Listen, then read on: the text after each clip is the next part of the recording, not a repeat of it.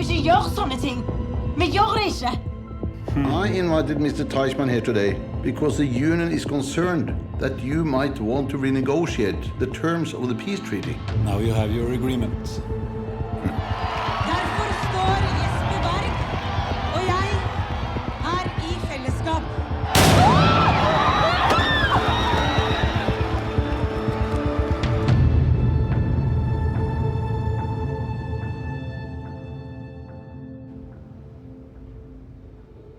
Hvordan døde han?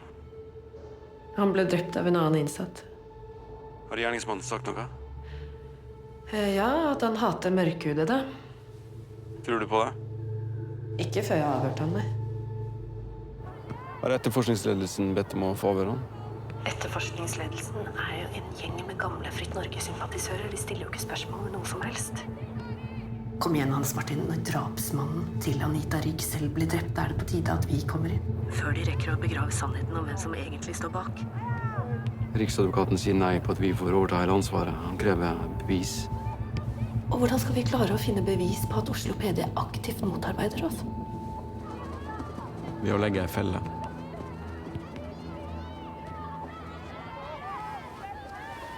Kom igjen, Andrea! Kom igjen!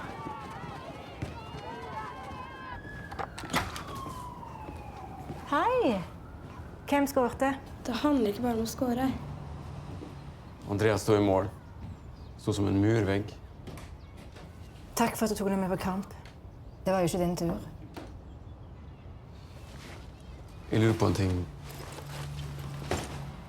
Ja. Har du noen gang tenkt på å flytte tilbake?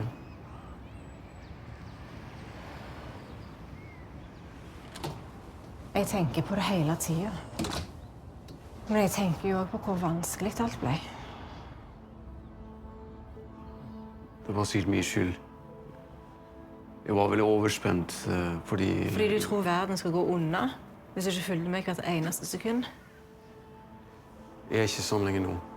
Hva mener du med det?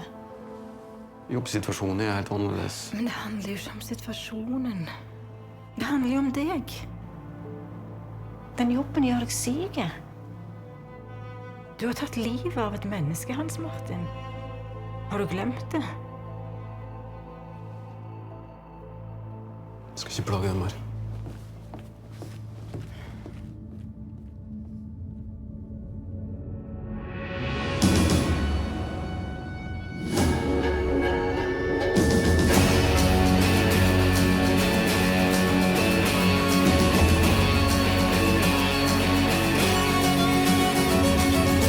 Once you were on Seafolk and you sailed upon the sea.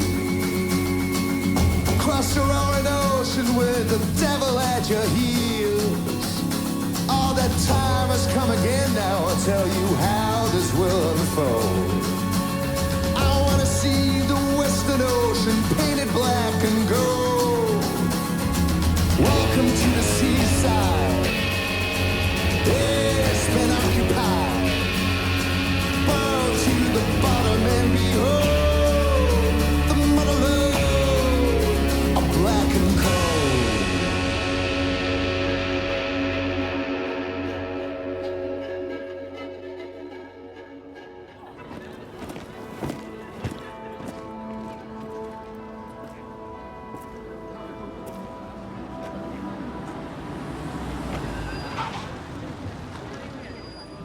Forsvarsministeren har ankommet.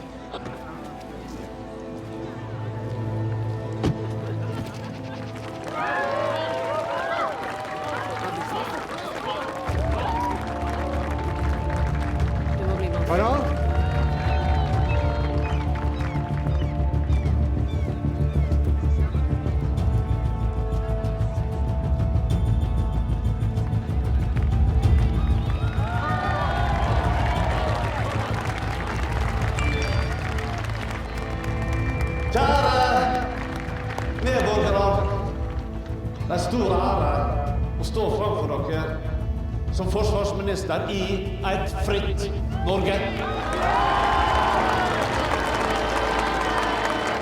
Hva står det i tekstmeldingen som Kleve nettopp fikk? PST tok statssekretæren min. Rydd opp. Og det var ikke alle nordmenn som gjorde motstand. Men mange av dere som er her i dag, dere har kjent på kroppen hva det vil si. Hvorfor har dere pågrepet statssekretær Abersnes? Vi mener det hull i forklaringen hans rundt møtet med drapsmannen til Anita Rygg. Da må PST be Oslo PD ta nytt avhør av ham. Ikke hvis vi sitter på gradert informasjon som vi ikke kan dele med Oslo-politiet. Ja, hva slags informasjon er det? Så lenge jeg sitter i landets regjering, så skal de som betalte den høyeste prisen aldri glemme. Den tekstmeldingen bruker vi til å be om avlytting av forsvarsministeren.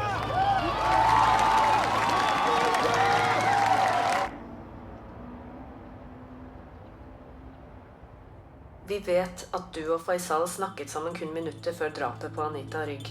Hva var det dere snakket om? At broren min gjorde tjeneste i kystvakten. La du merke til en militærbil? Nei. Jeg husker bare at jeg forlot Faisal for å treffe en kamerat. Vi har dokumentasjon på at du ledet Faisal inn i en militærbil. Det har jeg ingen minne om. Hvem satt i den bilen? Jeg sier ikke noe mer her nå uten en advokat.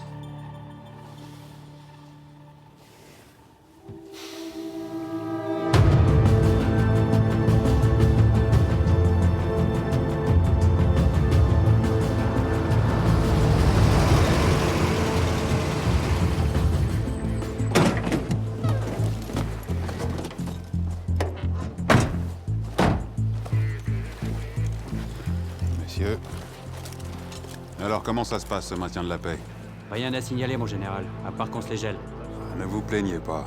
Contrairement à vous, les Russes seront encore là l'année prochaine.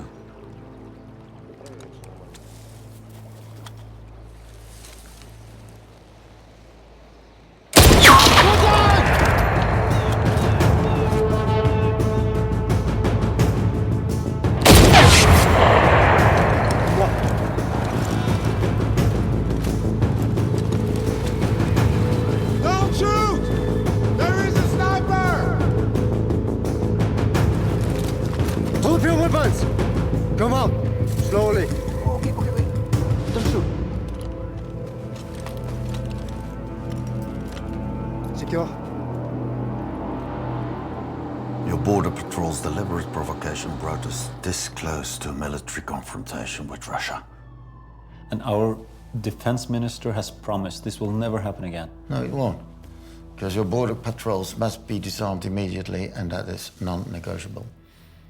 To make that happen, I would really need a fixed date for the withdrawal of the EU peacekeeping forces.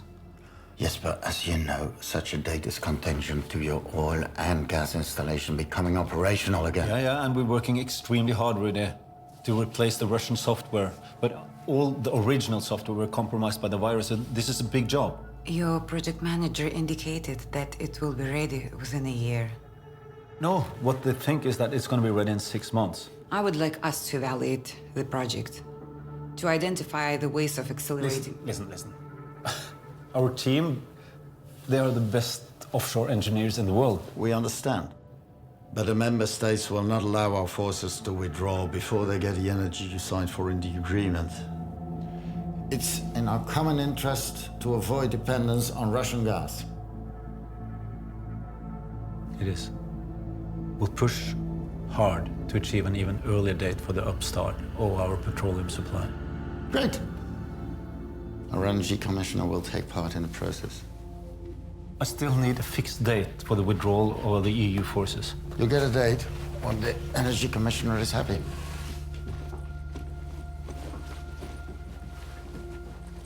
We'll have to make you happy then, Miss Portman.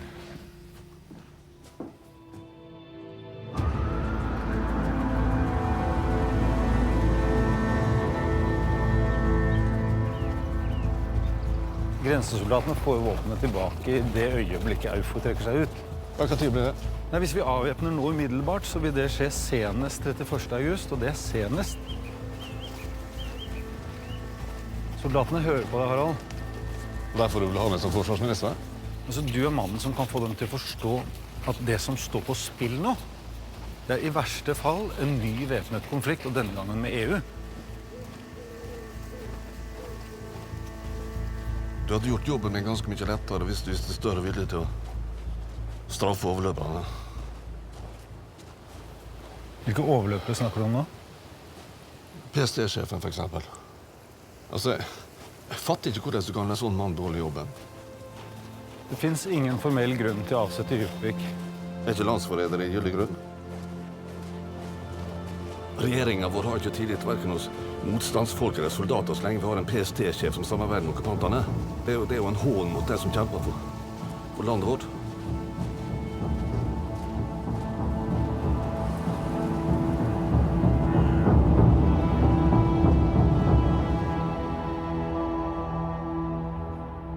Hei. Hei.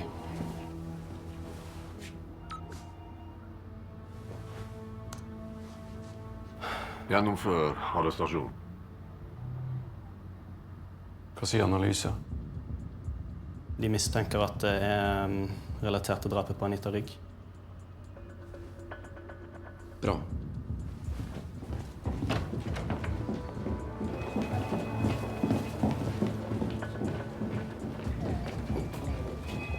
Nå som vi kan bevise at Oslo PD får direktivet fra Vold. Da har vi grunnlag til å be Riksadvokaten om å overføre etterforskningen til oss. Ja. La oss gjøre det nå. Yes.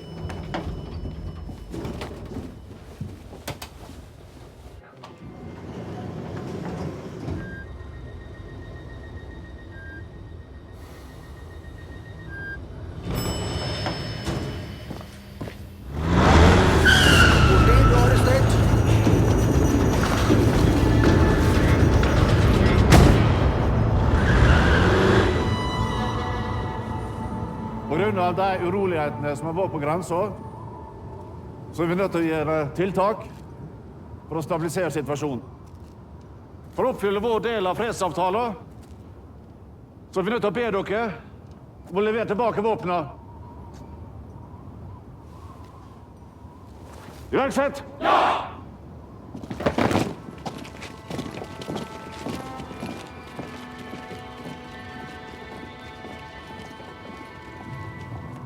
Jeg kan ikke gi fra meg våpenet mitt, herr statsråd. Jeg var medlem av Fritt Norge. Det var storebroren min også. Norge takker dere for innsatsen. Er bror din også her? Han mistet livet da vi angrep en russisk spesialstyrke. Kondolerer. Jeg klarte meg fordi jeg hadde våpenet mitt. Herr statsråd, hva var det egentlig vi kjempet for? Hva var det Kasper offret livet sitt for? Dere kjemper for Norges suverenitet. Men hvis vi skal la fremmede styrker stå væpnet i Norge igjen, da har vi jo ikke hjemmet suvereniteten.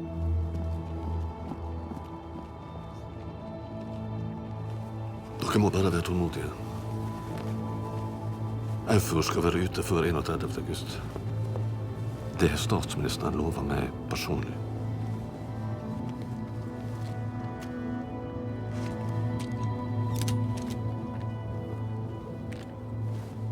Hvis det ikke hadde vært for deg, så hadde det vært opprør for lenge siden.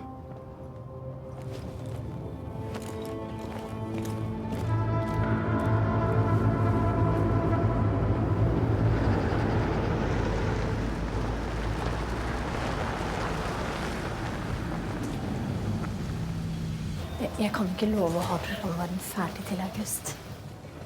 Jo, den må det. Og den blir det.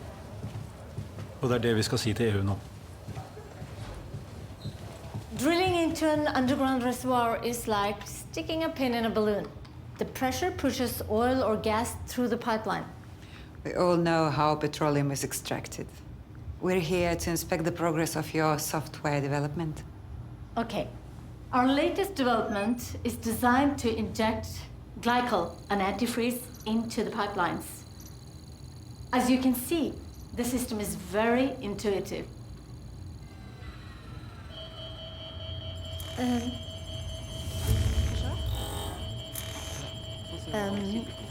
I need a little help here.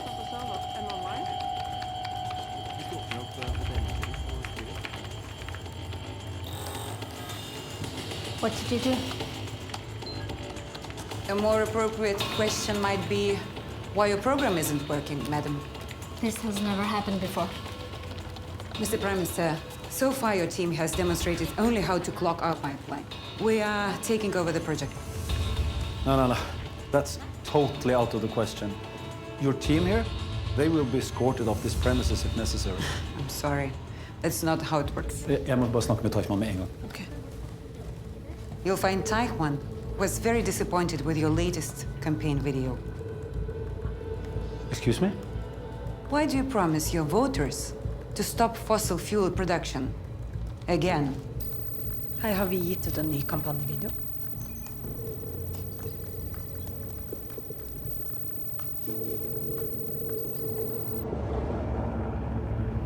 Så ingen på partikontoret har fått med seg at det ligger falske reklamefilmer om meg på nettet?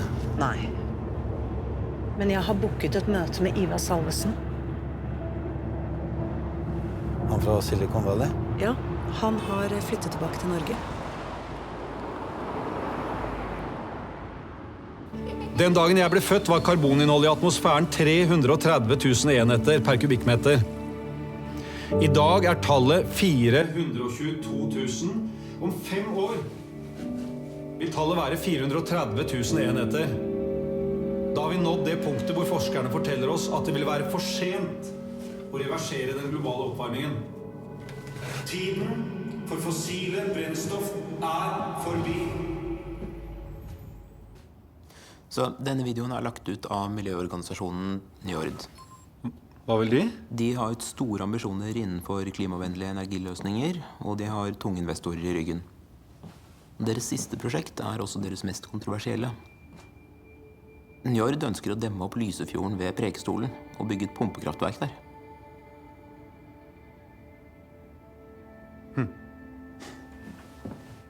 De har satt sammen masse gamle uttalelser, det tror jeg folk skjønner. Ja, men du har et problem. Skal du vinne valget på Norges selvstendighet eller på klimapolitikken? Det er jeg som representerer Norges selvstendighet for de aller fleste mennesker i det landet her. Ja? Ja, sånn skal jeg vinne valget. Ja, men jeg er her fordi denne videoen deles av europeerne. De er bekymret for om du klarer å levere energi, og den bekymringen kan bli en trussel mot Norges selvstendighet.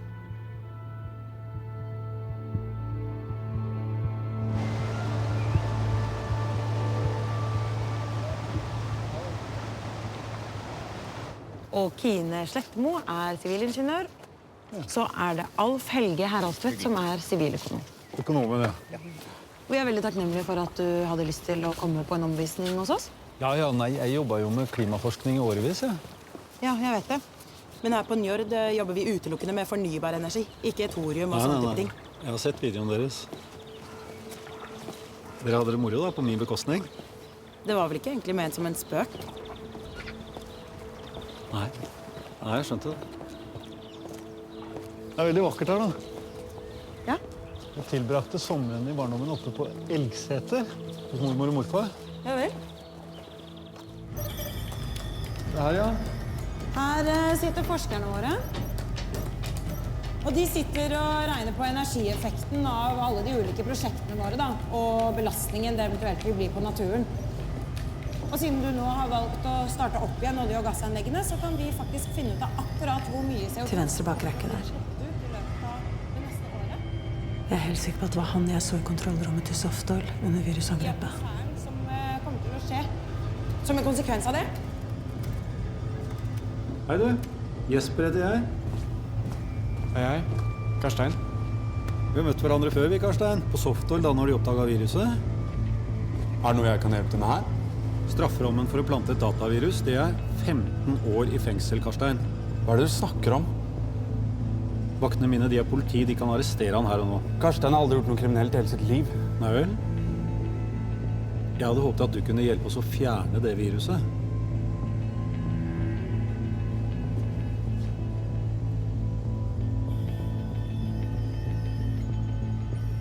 Det går ikke an å fjerne det. Det er en orm som kopierer seg selv, og så sprer den seg ut gjennom hele strukturen.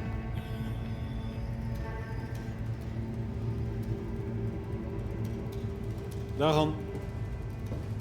Vi får bare hente inn Kripos. Og Kripos kommer til å se på dere som terrorister. Vi vet hva vi har gjort. Ja? Vi har gjort det med vilje. For å hjelpe deg å holde dine egne løfter om å redde klimaet.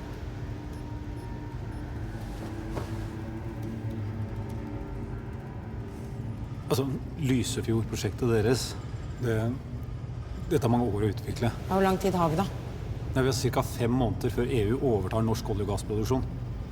Det betyr bare at vi må bruke allerede eksisterende demninger. Andrea! Ja, men Ingrid, han svarer ikke. Altså, mobilen hans er død. Nei, sannsynligvis så betyr det at han er ute på et veldig hemmelig oppdrag som ingen, heller ikke vi, har innsyn i. Kan det bety noe annet? Jeg skjønner hvorfor du er urolig, men nå spekulerer vi bare, ikke sant? Jeg ringer deg når jeg vet noe mer. Gjør det. Med en gang. Takk.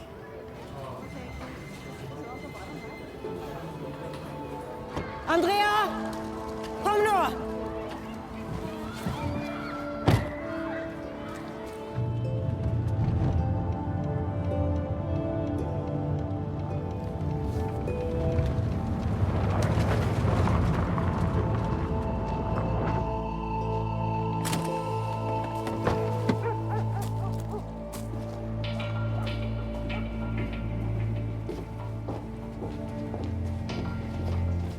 Hei. Annette Kleven, etterforsker i spesialenheten. Jeg vil gjerne se skriftlig beslutning om ransaking. Ja, det kan du få. Hvor er Hans Martin henne nå? Han er i varetekt, med brev- og besøkskontroll. Og så har dere ikke informert meg eller datteren hans? Det har vi heller ikke noe plikt til å gjøre i sånne type saker. Hva er han siktet for, da? Han er siktet for Landsvik. Djupvik har hatt et samarbeid med russerne og gitt de hemmelighetsstemplet informasjon. Hans Martin har et brev fra statsministeren som bekrefter at han jobber for Norge. Vet du hvor det brevet er? Nei. Har du kombinasjonen til den safen der inne?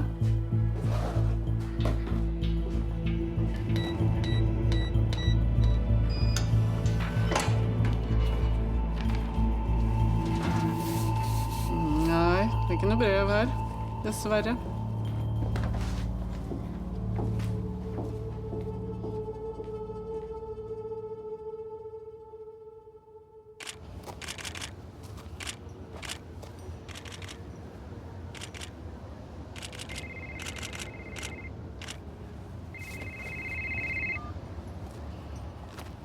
Allô?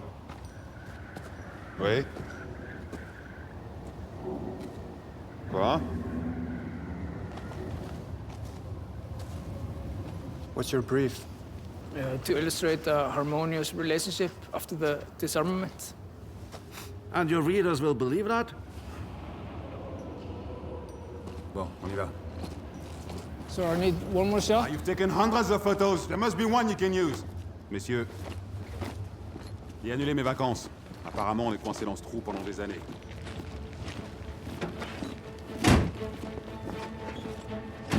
Finn ut om det er noe som skjer. Ja.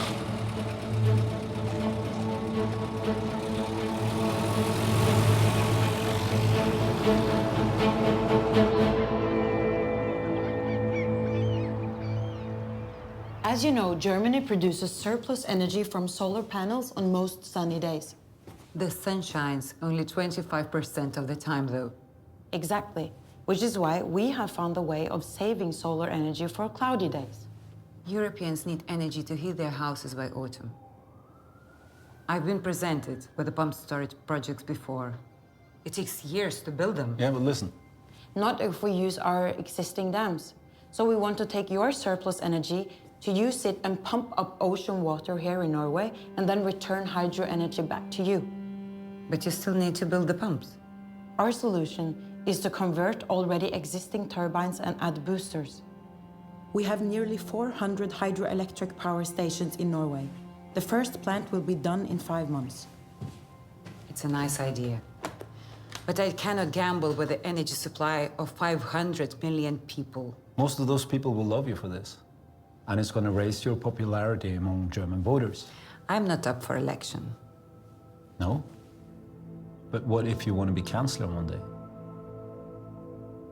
It's a visionary project you want to be part of. And this is just the beginning. We're already planning a dam across one of our biggest fjords, Lysefjorden. It will be the largest battery in the world, by far. So instead of investing in new oil and gas software, the EU should be in on this.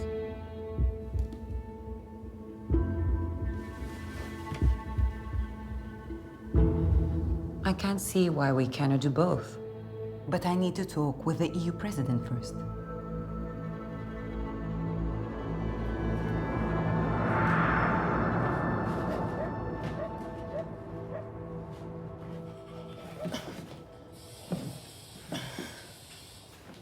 Andrea? Ja? Husker du de papirene pappa pleide å ha i safen? Nei, jeg har ikke peiling.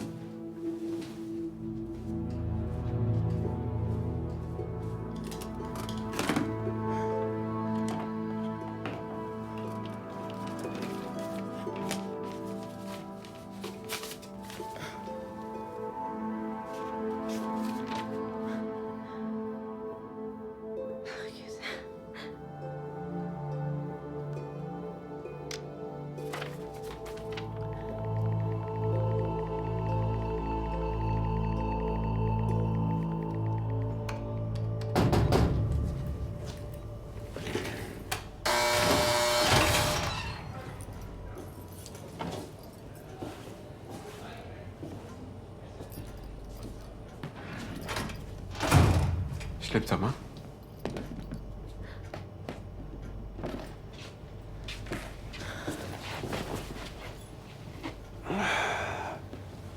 Hva grunnen? Jeg fant brevet ditt. Se.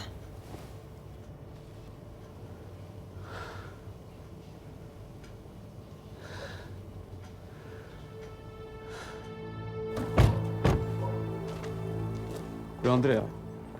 Hun er hjemme i leiligheten min. Alene? Nei, mamma er der. OK. Du må bare ringe meg hvis det er noe. OK. Sov godt. Hilda.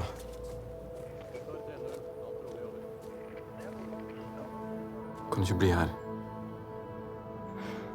I natt, tenker du?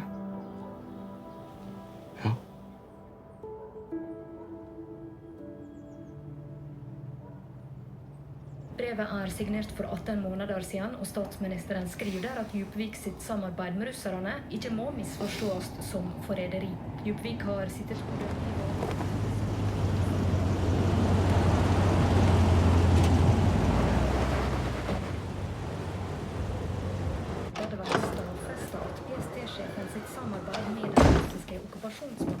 Dette er Einar Sørli fra Flo. Han er en av våre. Takk for innsatsen, Sørli. Det skal ikke bli glemt. Takk, herr statsråd. Eufor sin logistikkassistent sendte inn en svær bestilling på proviant i dag for det neste året. Det betyr at Eufor-styrkene sannsynligvis blir værende i minst et år til. Takk skal du ha. Kan du vente utenfor? Ok.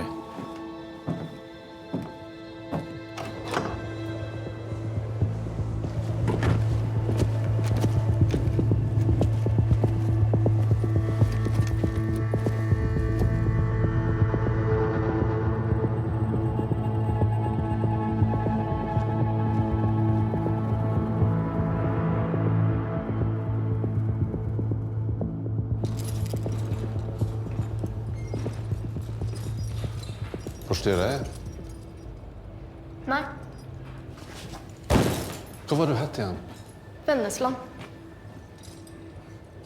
Du har helt rett, Vennesland. Kan ikke tillate at Norge blir okkupert igjen.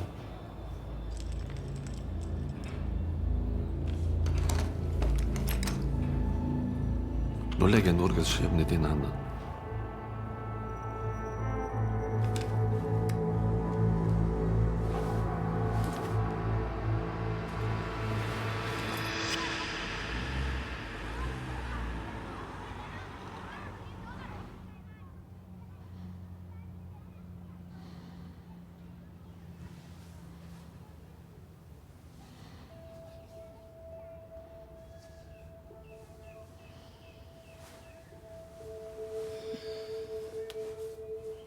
Du ikke har så mye frokostmat.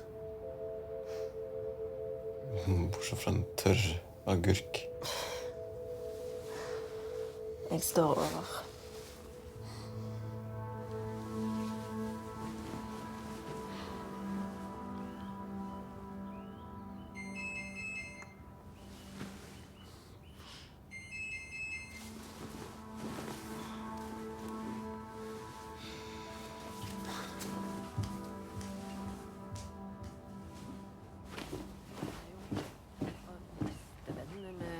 Sjefen på Oslo politikammer. Nei, jeg må gå når jeg må på jobb. Kommer du tilbake? Jeg kommer på torsdag og henter Andreas som avtalt. Vi trenger deg, Hans Martin. Hele etterforskningen faller fra hverandre uten deg. Jeg tviler på at jeg får beholde stillingen som ikke lenger. Men det er full splittelse i regjeringen. Har du sett nyhetene? Minst én EUFOR-soldat er kritisk skadet og flere alvorlig skadet etter at norske grensevakter gikk til væpnet angrep mot de europeiske fredsstyrkene ved Pasvik grensestasjon i natt.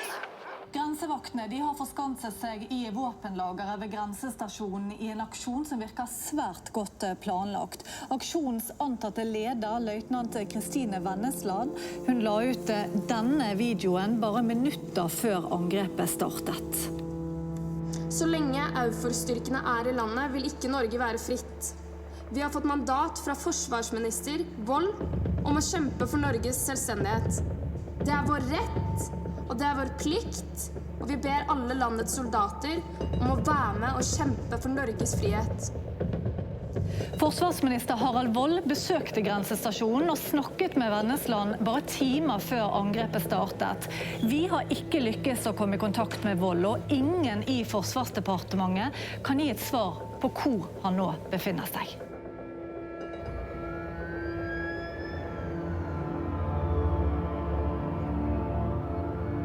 Our generals want to raid that weapons depot. Then we're going to see casualties on both sides, Rudi. We've got no option. We've lost control, Jesper. I was very clear. To stay in control, I needed a fixed date for your withdrawal. Instead, you guys threw gasoline on the fire by postponing it indefinitely. Well, it could be worse. Some member states wish to secure our gas and oil supplies from Norway by force. That we will regard as another occupation. And make no mistake, this time we will act accordingly. PST-sjefen er her, og de vet hvor Wold befinner seg. Okay, Jesper. It's up to you and me to find a peaceful solution. I totally agree. You know, I'll have the border guard surrender within 2 days if you manage to keep the EU forces from interfering. Okay. But don't disappoint me again. Bye.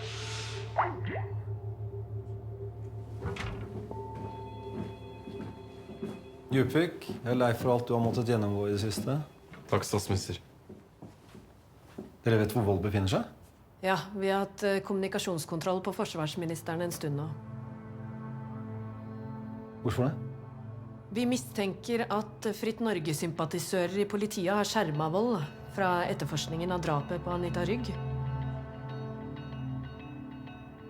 Jeg er avhengig av å snakke med Wold umiddelbart. Kan vi få meg dit så fort som mulig? Det kan vi ordne, men PSTs etterforskning er avhengig av at vi også får snakke med han. Ja, det skjønner jeg, selvfølgelig.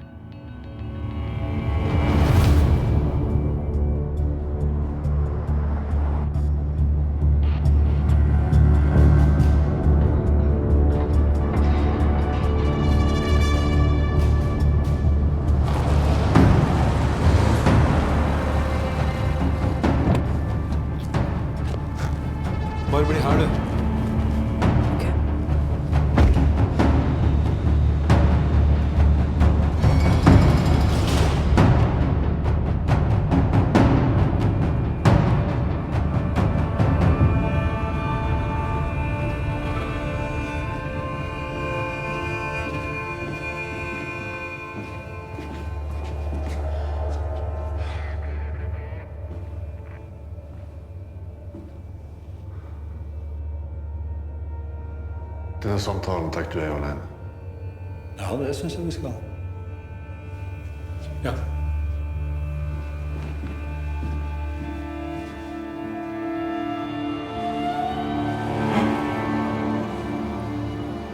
Stemmer det at du initierte opprøret, Harald?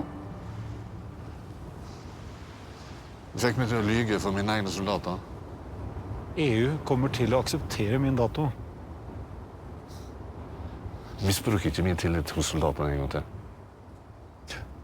Nei, men da må du slutte å misbruke min tillit også, da. Hva du mener med det? At du hadde veldig personlige grunner til å be meg avsette PST-sjefen. Det er ikke alt det statsminister trenger å vite. Nei, jeg trenger ikke vite hva PST vil snakke med deg om, men jeg kommer ikke til å hindre PST i å gjøre jobben sin.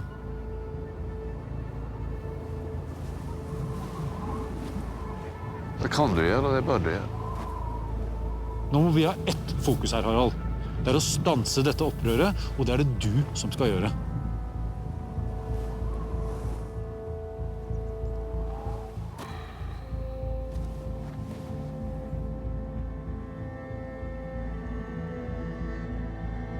Nå er du i ferd med å implisere deg selv i attentatet på Anita Rygg.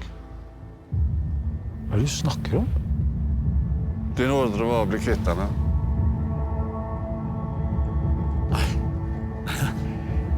Jeg sa at vi skal bli kvitt Anita politisk. Ja, det kan bli opp til domstolene å avgjøre det hvis du insisterer på å dra Anita Rygg inn i et vern. Harald, nå må du ta deg sammen. Jeg ber om å få fratre som forsvarsminister.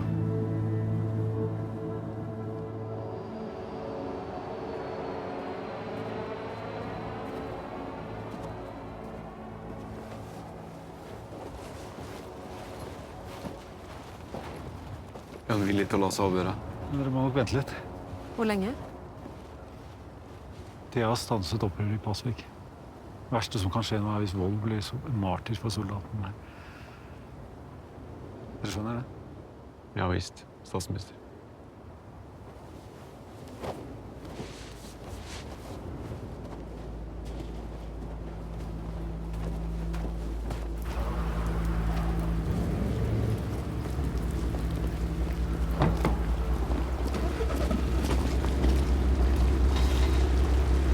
Hvordan gikk det?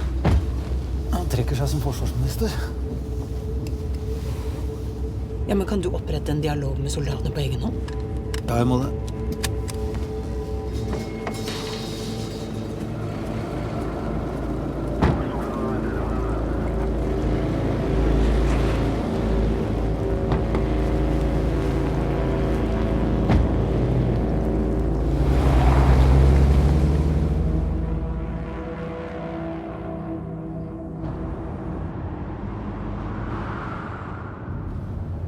Hva har du tenkt å gjøre?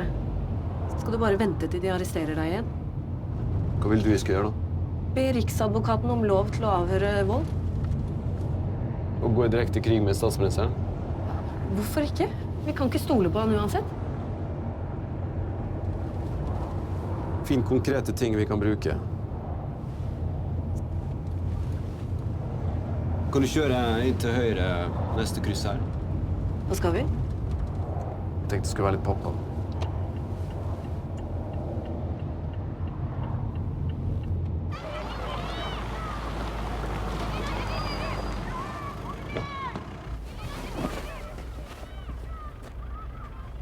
Det ordnes, Ingrid. Vi kommer til å vinne til slutt. Kos deg.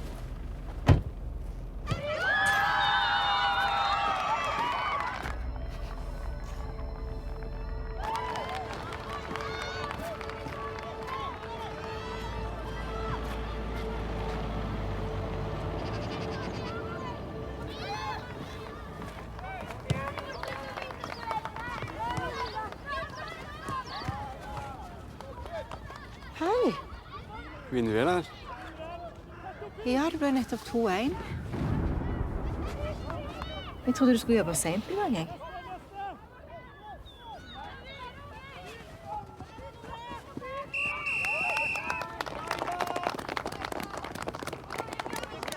Hei! Så god du er.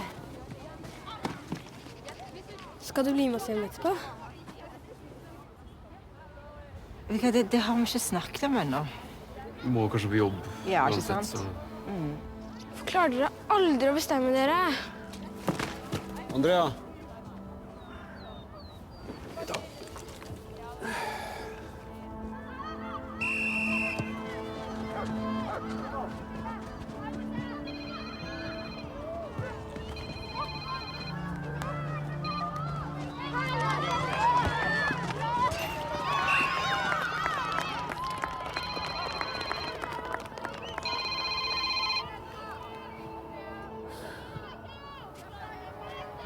Du, har du lyst til å bli med oss hjem og spise kvelds? Ja, det vil jeg veldig gjerne.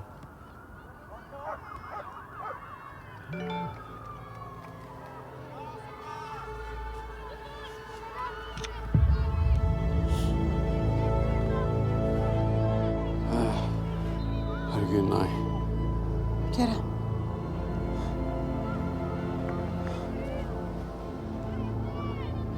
Det er dramatiske scener som nå utspiller seg ved en avkjøring til E6 sør for Østensjø i Oslo. En personbil står i full brann etter det som ifølge vitner kan ha vært en bilbombe. Eksplosjonen var såpass voldsom at flere forbipasserende turgåere ble slengt i bakken av trykket. VG har nettopp fått bekreftet at bilen tilhører politiets sikkerhetstjeneste. Vi vet enda ikke hvor mange som befant seg i bilen da eksplosjonen inntraff.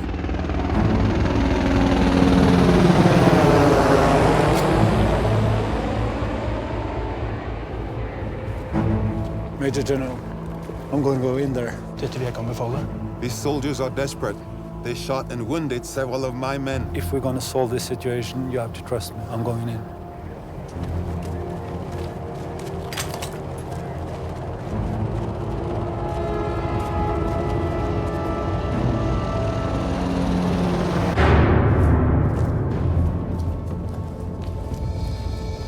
Det er Jesper Berg her med 2 vakter. Jeg vil gjerne komme inn. Bare Jesper Berg! Ja, det er greit. Sånn må det bli. Vi har statsminister! Rolig. Rolig. Eufor kommer ikke til å røre oss så lenge vi har deg. Nei, selvfølgelig ikke. Og nå har Eufor garantert at de trekker seg ut innen 5 måneder. Det har vi hørt før. Ja, Hvorfor skal vi stole på det nå? For nå har vi en signert avtale. Men den avtalen, den er avhengig av at dere leverer inn våpenet i dag. Tilbake. for meg ser det ut som at hvis du skal oppleve denne datoen, så må du ha legehjelp nå med en gang. Hvor er Vold? Han har trukket seg som forsvarsminister. Dere er helt alene her. Det er bare dere. Hør her nå, hvis dere overgir dere i dag, leverer inn våpnene, så kan jeg garantere en kraftig strafferabatt. Han lyver! Han lyver! Nei, skal vi gå rolig ut herfra sammen?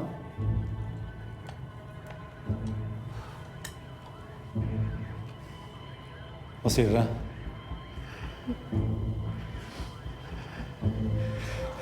Hver og en av dere må ta denne avgjørelsen selv.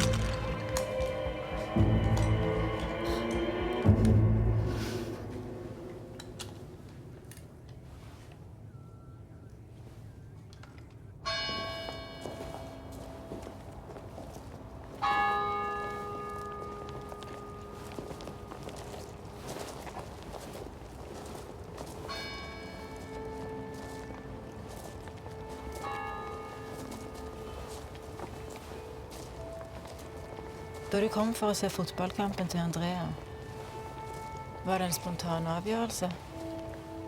Hva du mener? Den bomba var den for deg?